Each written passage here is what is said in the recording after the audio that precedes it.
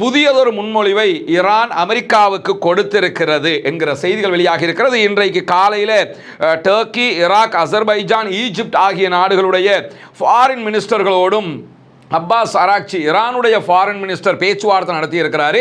ஈரானிடம் இருந்து அணு ஆயுத அச்சுறுத்தல்கள் தற்போதைக்கு இல்லை என்கிற ஒரு செய்தியை நேற்றைய தினம் காங்கிரஸில் பேச்சுவார்த்தைக்கு கலந்து கொண்டிருந்த அமெரிக்காவினுடைய இராணுவ பாதுகாப்பு செயலாளர் பீட் ஹெக்ஸத் சொல்லியிருந்த செய்திகள் பரபரப்பை உண்டாக்கி இருக்கிறது. அல் ஜசீரா என்ன சொல்லுதுன்னு கேட்டால், தொடர்ந்து இந்த தாக்குதல்களால் ஹிஸ்புல்லாக்களுடைய ட்ரோன்களை இடைமறிக்க முடியாமல் தடுமாறிக் கொண்டிருக்கிறது இஸ்ரேல். ஈரான் மீதான அமெரிக்காவினுடைய இந்த முற்றுகையை பயன்படுத்தி சோமாலியர்கள் கடந்த ஒரு வாரத்துக்குள்ளாக 4 கப்பல்களை கைப்பற்றி இருக்கிறார்கள்.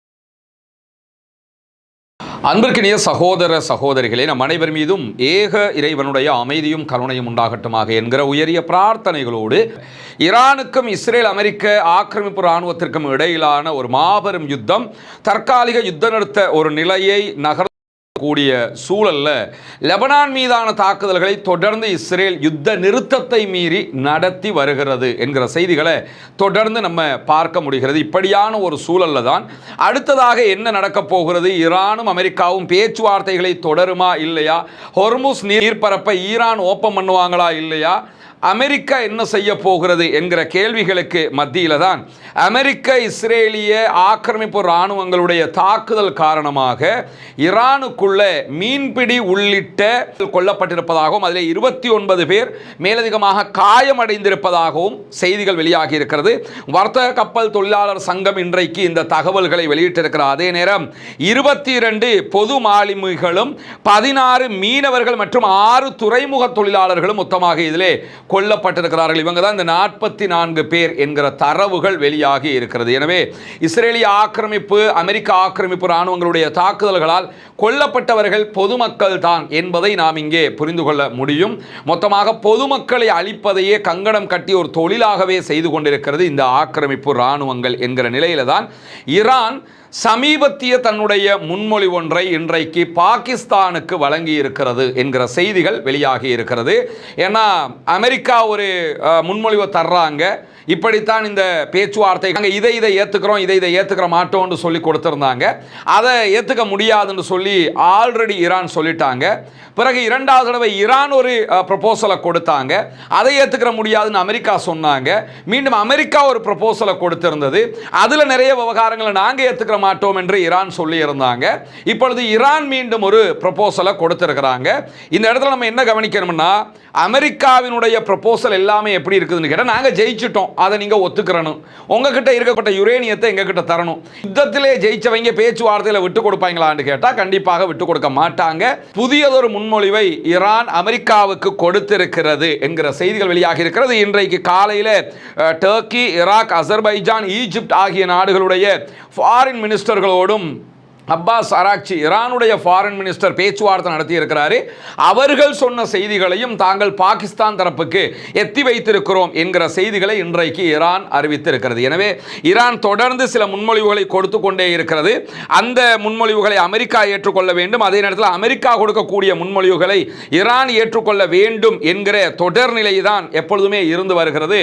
ஆனால் 2 தரப்புமே விடாப்பிடியாக நிற்பதால் தான் இந்த பிரச்சனைகளை அடுத்த கட்டத்திற்கு கொண்டு செல்ல முடியாத ஒரு நிலையாக தத்தளிப்பு நிலை உருவாகி இருக்கிறது. இந்த நேரத்தில் தான் ஈரானிடம் இருந்து அணு ஆயுத அச்சுறுத்தல்கள் தற்போதைக்கு இல்லை என்கிற ஒரு செய்தியை நேற்றைய தினம் காங்கிரஸில் பேச்சுவார்த்தைக்கு கலந்து கொண்டிருந்த அமெரிக்காவினுடைய இராணுவ பாதுகாப்பு செயலாளர் பீட் ஹெக்ஸத் சொல்லியிருந்த செய்திகள் பரபரப்பை உண்டாக்கி இருக்கிறது.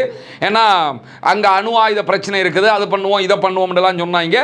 இப்போ அங்கே அணு ஆயுத சிக்கல் எதுவுமே கிடையாது அப்படின்னு சொல்லி, அதனால நம்ம எஃபெக்டும் கிடையாது அப்படின்னு சொல்லியிருக்கிறாங்க. எஃபெக்ட் இல்லைன்னா இப்போ பேச்சுவார்த்தை ஈஸியாக முடிச்சிடலாமா இல்லையா?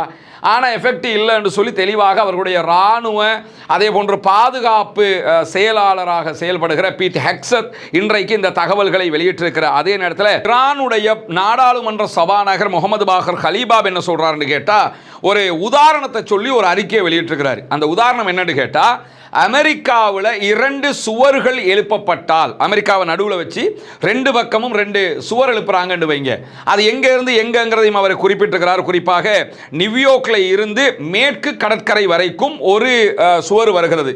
அப்படி ஒரு சுவரை போட்டுட்டு அடுத்ததாக லாஸ் ஏஞ்சல்ஸ்ல இருந்து கிழக்கு கடற்கரை வரைக்கும் ஒரு சுவரை எழுப்புறாங்கன்னு வச்சுக்கிறோங்க. இந்த 2ஐயும் எழுப்பினா அமெரிக்காவை மறைச்சிடலாமா இல்லையா? அமெரிக்காவுக்குள்ள எதுவும் போக முடியாது, உள்ள இருந்து வெளியே எதுவும் போக முடியாது.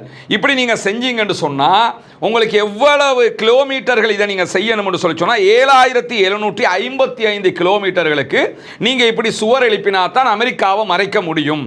இதே நேரத்தில் எங்களுடைய ஈரானை பொறுத்தவரையில் இதோட சேர்த்து நீங்க இன்னும் 1000 கிலோமீட்டருக்கு சுவர் எழுப்பினால் மட்டும்தான் ஈரானை மறைக்க முடியும். அப்படி என்று சொன்னால் 8755 கிலோமீட்டர்களை நீங்க மறைக்கணும். எனவே எங்களை முற்றுகையிடுகிறோம் என்பது உங்களுக்கு பலனளிக்காது என்று சொல்லி இன்றைக்கு கிண்டலாக அவர் இந்த தரவுகளை செய்திகளை வெளியிட்டிருக்கிறார் என்கிற செய்திகள் வெளியாகி இருக்கிற அதே நேரத்தில் சீனா ஈரானுடைய நெருங்கிய கூட்டாளி. ஈரான்ல இருந்து 80% எண்ணெய் க்ரூட் ஆயில்களை வாங்குறதே சீனா தான். ஈரானுக்கு தேவையான மெஷினரிஸ்ல இருந்து எல்லாமே கொடுக்கிறதும் சீனா தான். இந்த யுத்தத்தில் அமெரிக்காவினுடைய F-35 முதலான விமானங்களை சுட்டு வீழ்த்துவதற்கும் ஈரானுக்கு உதவியதே இந்த சீனா தான் என்கிற செய்திகள் எல்லாம் இருக்கக்கூடிய நேரத்தில் தான் ஆல்ரெடி சீனாவுக்கு அமெரிக்க அதிபர் போறதுக்காக இருந்தார். யுத்தம் வந்ததுனால போகல. இப்பொழுது அதை இனிமேலும் நாம தாமதிக்க முடியாது, நாங்க போறோம்ங்கிற இடத்துக்கு வந்துட்டாங்க. 14, 15ஆம் தேதிகளில் அவருடைய பயணம் இருக்க போகிறது. ஆனால் இந்த 14, 15ஆம் தேதிகளுக்கு முன்பதாகவே ஈரானுக்கும் அமெரிக்காவுக்கும் இடையில ஏதாவது ஒரு உடன்பாடு வருவதற்கான வாய்ப்பு இருக்கிறது, வந்தே ஆகவும் வேணும். ஏன்னா சீனாவில் போய் அதை பற்றி அவர் பேச வேண்டி இருக்கிறது. அதனால எப்படியாவது ஈரானோடு ஒரு முடிவை எடுப்பதற்கு அமெரிக்க தரப்பு முயற்சி செய்து கொண்டிருக்கிறது என்கிற செய்திகளும் இன்றைக்கு வெளியாகி இருக்கிற அதே நேரத்தில் ஹிஸ்புல்லாக்களுடைய ஆளில்லா விமான தாக்குதல்கள் காரணமாக இஸ்ரேல் பெரும் இழப்புகளை சந்தித்து வருகிறது. இன்றைக்கு மாத்திரம் தெற்கு லெபனான் பகுதிகளில் இஸ்ரேலை இலக்கு வைத்து ஹிஸ்புல்லாக்கள் நடத்தி இருக்கக்கூடிய தாக்குதல்களில் 2 இஸ்ரேலிய ஆக்கிரமிப்பு ராணுவத்தை சேர்ந்தவர்கள் கொல்லப்பட்டிருக்கிற அதே நேரம் 27க்கு மேற்பட்டவர்கள் படுகாயம் அடைந்திருக்கிறார்கள் என்கிற செய்திகளும் வெளியாகி இருக்கிறது. இன்றைக்கு இது தொடர்பான செய்திகளை வெளியிட்டிருக்கக்கூடிய அல் ஜசீரா என்ன சொல்லுதுன்னு கேட்டா, தொடர்ந்து இந்த தாக்குதல்களால் ஹிஸ்புல்லாக்களுடைய ட்ரோன்களை இடைமறிக்க முடியாமல் தடுமாறிக் கொண்டிருக்கிறது இஸ்ரேல். எனவேதான் தங்களுடைய தடுப்பு திறன் சரிவை சந்தித்துக் கொண்டிருக்கிறது என்று சொல்லி வாஷிங்டனுக்கு தகவல் அனுப்பி இருக்கிறது இஸ்ரேல். எங்களால் ஹிஸ்புல்லாக்களுடைய ட்ரோன்களை தடுக்கிறது ரொம்ப கஷ்டமா இருக்குது, நீங்க ஏதாவது ஒரு சப்போர்ட் பண்ணணும் அப்படின்னு சொல்லி மீண்டும் அமெரிக்காவிடத்திலேயே சப்போர்ட்டை கேட்டுக்கிட்டு இருக்கிறாங்க இஸ்ரேலியர்கள். அந்த அளவுக்கு ஹிஸ்புல்லாக்களுடைய பதிலடி மிக கனமாக இருக்கிறது என்கிற தகவல்களை அல் ஜசீரா சுட்டிக்காட்டுகிற அதே நேரத்தில் இஸ்ரேலுடைய உயர் தொழில்நுட்ப போர் இயந்திரங்களை எதிர்கொள்ளும் விதமாக எதையாவது நம்ம அனுப்பும் போது அவன் அயன்டோமோ அதுக்கு நிகரெல்லாம் காலி பண்ணதுனால அதுக்கு நிகரான எதையாவது வச்சு தடுக்கிறதுக்கு ட்ரை பண்ணிக்கிட்டே இருக்கிறான். எனவே அதெல்லாம் முறையடிப்பதற்காக பலவிதமான வித்தைகளை லெபனானுடைய ஹிஸ்புல்லாக்கள் கையாண்டு வருகிற அதே நேரத்தில் தான் ஃபைபர் ஆப்டிக் கேபிள் ட்ரோன்களை அவர்கள் பயன்படுத்துகிறார்கள் என்கிற செய்திகள் இன்றைக்கு வெளியாகி இருக்கிறது. இந்த கேபிள் ட்ரோன்களை பொறுத்தவரையில் இந்த ட்ரோன்கள் கிட்டத்தட்ட 10 கிலோமீட்டர் வரைக்கும் சென்று தாக்குதல் நடத்தக்கூடியவைகள். இதை ஜாமர்களை வச்சு தடுக்க முடியாது, ஹேக் பண்ண முடியாது, ஜாமர்களை வச்சு தடுக்க முடியாது. இதில் இருக்கக்கூடிய ஸ்பெஷல் என்னன்னா, அது வரும்போது கண்ணால் கண்டு கையில் இருக்கிற ரைஃபிளால் அல்லது கையில் இருக்கக்கூடிய துப்பாக்கிகளால் சுட்டுத்தான் அதை வீழ்த்த முடியுமே தவிர வேறு எந்த விதமாக ஆட்டோமேட்டிக்காக அதை கண்டறிஞ்சு அட்டாக் பண்ண முடியாது. அப்படியான ஒரு ஆயுதத்தை தற்போது ஹிஸ்புல்லாக்கள் பயன்படுத்த ஆரம்பித்திருக்கிறார்கள் என்கிற செய்திகள் இன்றைக்கு வெளியாகி இருப்பது மட்டுமல்லாமல் இந்த உத்தி, இந்த தந்திரம் அல்லது இந்த விதமான தாக்குதல்களை இதற்கு முன்பதாக இப்ப அண்மைய காலத்தில் யார் செஞ்சான்னு கேட்டா உக்ரைன் ரஷ்யாவுக்கு எதிராக செய்திருந்தது. உக்ரைன் தான் முதல்ல ரஷ்யாவுக்கு எதிராக கிட்டத்தட்ட 20 கிலோமீட்டர்கள் சென்று தாக்குகிற இந்த ஃபைபர் ஆப்டிக் ட்ரோன்களை பயன்படுத்தி இருந்தாங்க.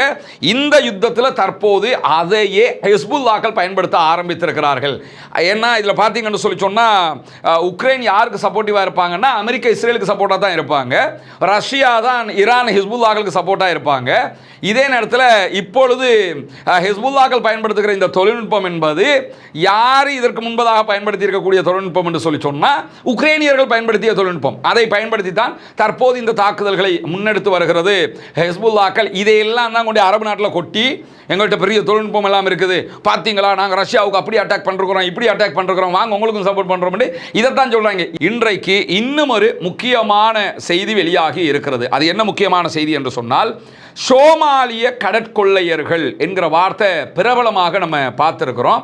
சோமாலியாவில் பல நாடுகளும் அந்த நாட்டை அபகரித்து, அங்கே இருக்கக்கூடிய பொருட்களை அபகரித்து அந்த நாட்டை எப்பொழுதுமே ஒரு சண்டை நாடாகவே மாற்றி வைத்திருக்கிறார்கள். இந்த சோமாலிய கடற்கொள்ளையர்கள் அவங்க அந்த கப்பல்களை கைப்பற்றாமல் இருப்பதற்கு பல நாடுகளும் அவங்களுடைய ரோந்து பணிகளை செஞ்சு கப்பல்களை பாதுகாத்து அந்த ரூட்ல இருந்து காப்பாற்றி கொண்டு போய் கொண்டிருந்தாங்க. இப்போ ஹொர்முஸ் மூடப்பட்டிருக்கிறதுனால ஹொர்முஸுக்கு கப்பல் போக்குவரத்து இல்லை. ஹொர்முஸை நாங்கள் பிளாக் பண்ணுறோம், அமெரிக்கா வந்து பிளாக் பண்ணிக்கிட்டு இருக்கிறதுனால மற்ற நாடுகள் எதுவும் அதுக்கு சம்மந்தப்படவும் இல்லை. இந்த வழியையும் அவர்கள் கண்டுகொள்ளாமல் இருக்கக்கூடிய இந்த சூழலில் ஈரான் மீதான அமெரிக்காவினுடைய இந்த முற்றுகையை பயன்படுத்தி சோமாலியர்கள் கடந்த ஒரு வாரத்துக்குள்ளாக 4 கப்பல்களை கைப்பற்றி இருக்கிறார்கள். ஈரான் கப்பலை நான் பிடிக்க போறேன்னு அமெரிக்காக்காரன் வந்தான். இப்போ உலக நாட்டு கப்பல்கள் எல்லாத்தையும் சோமாலியாக்காரன் பிடிச்சிட்டு போறான். இதன் பின்னணியில் ஈரான் இருக்கிறது என்கிற தகவல்கள் வெளியாகி இருக்கிறது. ஆனால் உறுதிப்படுத்தப்பட்ட தகவல்கள் கிடையாது. இலங்கையினுடைய கிழக்கு பகுதிகள் பொத்துவில் செய்து வரக்கூடிய இஸ்லாத்தை ஏற்றுக்கொண்ட சகோதர சகோதரிகளுக்கான வீடு கட்டும் கட்டுமான பணிகளுக்கு தந்து உதவுங்கள் என்று சொல்லி, ஏன்னா ஜக்காத்தை பெறக்கூடிய தகுதி படைத்த 8 கூட்டத்தாரில் இந்த இஸ்லாத்தை ஏற்றுக்கொண்ட சகோதரர்களும் அடங்குகிறார்கள். அவர்கள் ஏழைகள் என்கிற காரணத்தினால அவர்கள் மிஸ்கீன்கள், அதே போன்று ஃபக்கீர்கள் பட்டியலையும் வருவாங்க. மொத்தத்தில் ஜகாத் பெறக்கூடிய 8 கூட்டத்தில் 3 கூட்டத்தினுடைய நன்மைகள் அவர்களுக்கு கொடுக்கக்கூடிய உதவிகளால் நமக்கு கிடைத்துவிடும் என்கிற செய்திகளை உங்களுக்கு நம்ம தொடர்ந்து சொல்லிக் கொண்டு வந்தோம். அங்குள்ள காட்சிகளையும் நம்ம காட்டியிருந்தோம். ஏற்கனவே 5 வீடுகளை நம்ம கட்டி கையளிச்சிருக்கிறோம். அந்த காட்சிகள் எல்லாம் தொடர்ந்து நீங்கள் பார்த்து வருகிறீர்கள். அதை தாண்டி இன்னும் 9 வீடுகள் கட்ட வேண்டிய தேவை இருக்கிறது. மொத்தம் 14 வீடுகள் என்கிற தகவல்களை உங்களுக்கு நம்ம சொல்லி வந்தோம். உதவிகளை நீங்கள் தொடர்ந்து வழங்கி வருகிறீர்கள். உங்களுடைய ஜக்காத்து தான தர்மங்களை தந்து வருகிறீர்கள். அந்த அடிப்படையில் தற்போது நம்ம 6வது வீட்டை கட்டுகிற பணியை ஆரம்பித்திருக்கிறோம். அதனுடைய காட்சிகளை தான் நீங்கள் முன்னாடி பார்க்குறீங்க. நீங்கள் தரக்கூடிய உதவிகளை கொண்டுதான் மக்களுக்கு தேவையான ஏழை எளிய மக்களுக்கு உரிய எல்லா காரியங்களையும் நம்ம பண்ணி வர்றோம். தித்வா புயலுக்கான பணிகளாக இருந்தாலும் சரி, அதற்கு பிறகு வாட்டர் டேங்கை நம்ம ஓப்பன் பண்ணி கொடுத்ததாக இருந்தாலும் சரி, மற்ற எல்லா பணிகளும் நீங்கள் தரக்கூடிய ஜக்காத்து தான தர்மங்களை கொண்டு ஏழைகளுக்கு முறையாக செய்யப்பட்டு வருகிறது என்பது உங்களுக்கு தெரியும். அந்த அடிப்படையில் தான் தற்போது அல்ஹம்துலில்லாஹ் 6வது வீடை கட்டுகிற பணியை நம்ம ஆரம்பிச்சிருக்கிறோம். இந்த பணி தொடர்ந்து நடைபெற்று 14 வீடுகளும், மீதி இருக்கக்கூடிய 9 வீடுகளும் கட்டி முடிக்கப்பட வேண்டும் என்பதுதான் என்னுடைய பிரார்த்தனையும் நிச்சயமாக உங்களுடைய பிரார்த்தனையாகவும் இருக்கும். எனவே இந்த பணியை சிறப்பாக முடிப்பதற்காக தொடர்ந்தும் உங்களுடைய உதவிகளை வாரி வழங்குங்கள் என்கிற கோரிக்கையை இந்த இடத்திலே முன்வைத்துக் கொள்ளுங்கள். ஈரானுடைய இந்த நிலையை பயன்படுத்திக்கிட்டு சோமாலியாவை சேர்ந்த படைப்பிரிவுகள் என்ன பண்றாங்கன்னு கேட்டா, இந்த கப்பல்களை கைப்பற்றி கொண்டு செல்கிறார்கள். குறிப்பாக ஹானர் 25 போன்ற மாபெரும் பிரம்மாண்டமான டேங்கர்களை எல்லாம் அவர்கள் கைப்பற்றி இருக்கிறார்கள். நேற்று மட்டும் ஒரே நாளில் 3 கப்பல்களை கைப்பற்றி இருக்கிறார்கள். மொத்தமாக இந்த வீக்குக்குள்ள 4 கப்பல்களை அவர்கள் கைப்பற்றி இருக்கிறார்கள் என்கிற செய்திகள் வெளியாகி இருக்கிறது. டொனால்ட் ட்ரம்பை பொறுத்தவரையில் எந்த பக்கம் தலையை சொறிகிறதுன்னு தெரியாத அளவுக்கு பிரச்சனைக்கு மேலே பிரச்சனை வந்துக்கிட்டே இருக்குது. தேவையில்லாமல் போய் இஸ்ரேல்காரனோட பேச்சை கேட்டு ஈரானோட முட்டை போய் இப்போ எத்தனை பிரச்சனையும் நம்ம சமாளிக்க வேண்டி இருக்குங்கிற அளவுக்கு அவருடைய நிலைமை மாறி போயிருக்கிற போதுதான் மீண்டும் கத்தரை நோக்கி படைப்பிரிவுகளையும் ஆயுதங்களையும் அனுப்பியிருக்கிறது அமெரிக்கா என்கிற செய்திகள் இன்றைக்கு வெளியாகி இருக்கிறது. குறிப்பாக ஈரானை எப்படியாவது அச்சுறுத்தணுங்கிறதுக்காக இந்த ஆயுதங்கள் அனுப்பப்படுகிறது. இன்றைக்கு வெளியாகி இருக்கக்கூடிய தகவல்கள் பிரகாரம் 3 அமெரிக்க விமானப்படையினுடைய காம்பாக்ட் கிங் வகையான கப்பல்களில் சிறப்பு நடவடிக்கைகளுக்கான விமானங்கள் இவைகள். இந்த மாதிரி விமானங்களில் நிறைய ஆயுதங்கள் அனுப்பப்பட்டிருக்கிறது. கத்தாரில் போய் இறக்கி இருக்கிறாங்க. அதையெல்லாம் 24 மணி நேரங்களுக்குள்ளாக 6500 டன் ஆயுத உபகரணங்கள் இஸ்ரேலுக்கும் அனுப்பப்பட்டிருக்கிறது. கத்தாருக்கு தனியாக அனுப்பியிருக்கிறாங்க.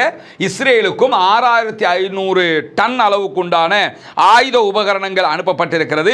இந்த யுத்தம் தொடங்கியதிலிருந்து இதுவரைக்கும் 403 விமானங்கள் 10 கப்பல்களில் 1,15,600 டன் ராணுவ உபகரணங்கள் இஸ்ரேலுக்கு மட்டுமே அமெரிக்கா அனுப்பி இருக்கிறது. இதிலிருந்து என்ன தெரியுதுன்னு கேட்டா, எப்படியாவது ஈரானை 2ல் 1 பார்க்கணுங்கிறதுக்காக எவ்வளவோ வேலைகளை எல்லாம் என்னென்னலாம் பண்ணி பண்ணி பண்ணி பண்ணி பார்க்குறாங்க, எதுவுமே அவங்களுக்கு ஒர்க் அவுட் ஆகல என்பதையும் நாம் இதிலிருந்து புரிந்து கொள்ள முடியும். பொறுத்திருந்து பார்ப்போம் என்னவெல்லாம் நடக்கிறது என்பதை. தொடர்ந்து இணைந்திருங்கள். ரஸ்மின் மைசி நியூஸ் மற்றும் ரஸ்மின் டாக்ஸ் ஆகிய 2 சேனல்களோடு. ஆக்கிரமிப்புகள் ஓய வேண்டும், ஆக்கிரமிப்பாளர்கள் ஓய வேண்டும், ஆக்கிரமிப்புகளும் ஆக்கிரமிப்பாளர்களும் ஓய்ந்து மத்திய கிழக்கிலும் முழு உலகிலும் அமைதி திரும்ப வேண்டும் என்கிற உயரிய பிரார்த்தனைகளோடு ஆக்கிரமிப்பாளர்களுக்கு எதிராக தொடர்ந்தும் ஜனநாயக ரீதியாக குரல் போமாக வாகிறது. அல்ஹம்துலில்லாஹி ரப்பில் ஆலமீன்.